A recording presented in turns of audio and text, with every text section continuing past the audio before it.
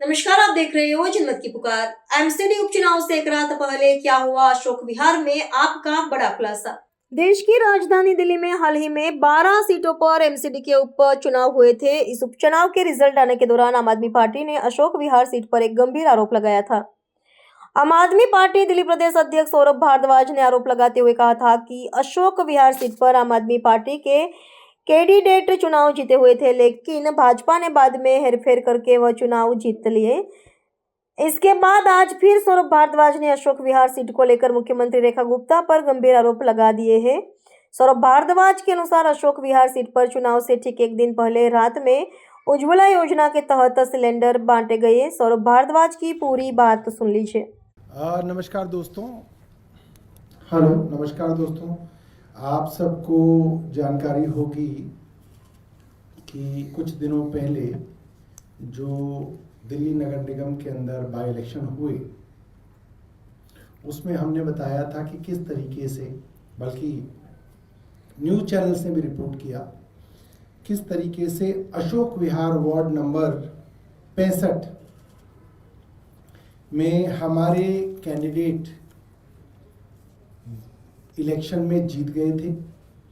Election commission की website पे, application पे, ऐप पे ये चीज़ आ गई थी कि आम आदमी पार्टी वहाँ से चुनाव जीत गई है।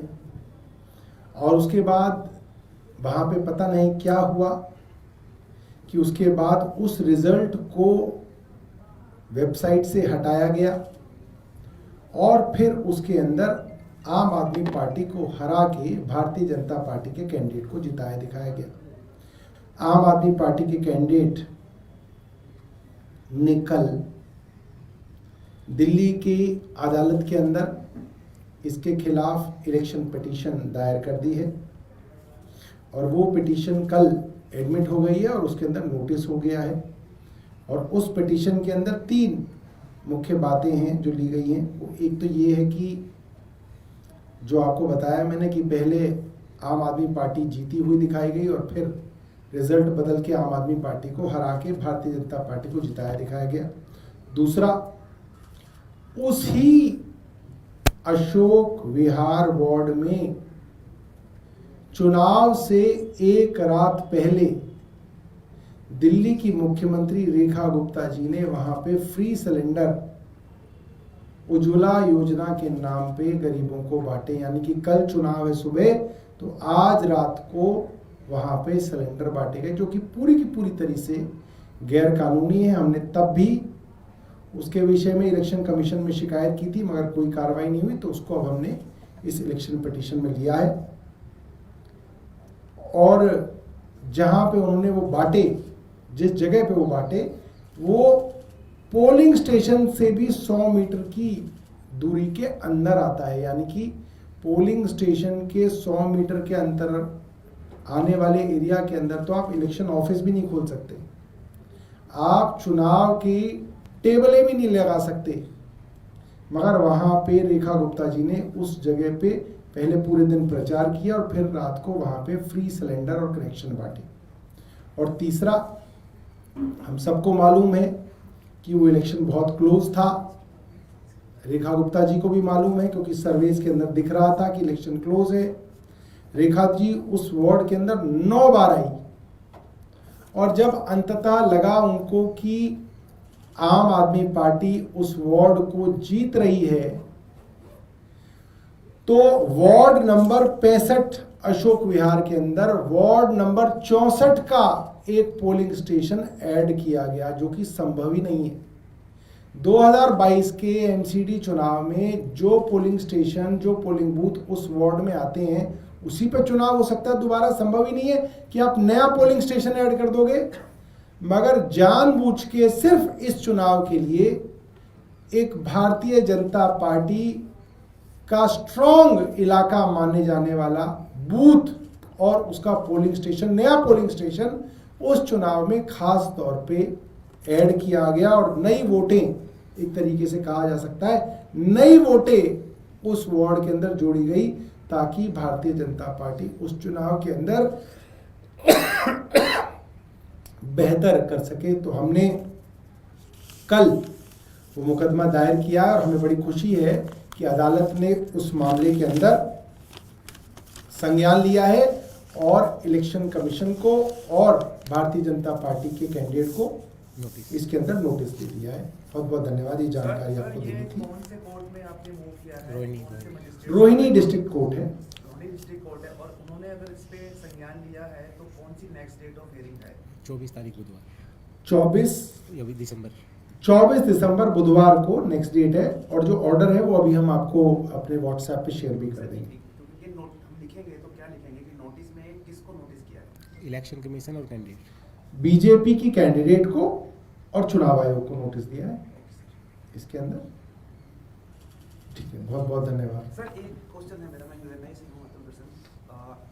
कल जीराम जी टीवी पे बोलते हुए सांसद संजय सिंह ने एक वर्ड्स बोले थे कि हरामजादे में भी राम आता है, तो बीजेपी ने कहा है कि इसको लेकर के आम आदमी पार्टी को उनके ऊपर एक्शन लेना चाहिए। क्या आप लोगों के संज्ञान में है, और है तो कुछ लिख सकते हैं उसकी तरफ आपकी तरफ से?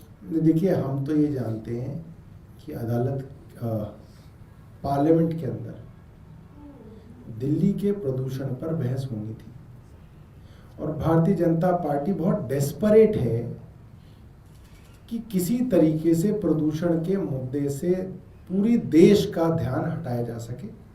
तो मैं समझता हूँ इस तरीके के कई मामले अभी भारतीय जनता पार्टी ढूंढेगी कि किसी तरीके से प्रदूषण की बहस ना हो सके। कल हमारे कई प्रवक्ताओं के पास बड़े बड़े टीवी चैनल्स की तरफ से शेड्यूल था कि बहस होनी है पोल्यूशन पे।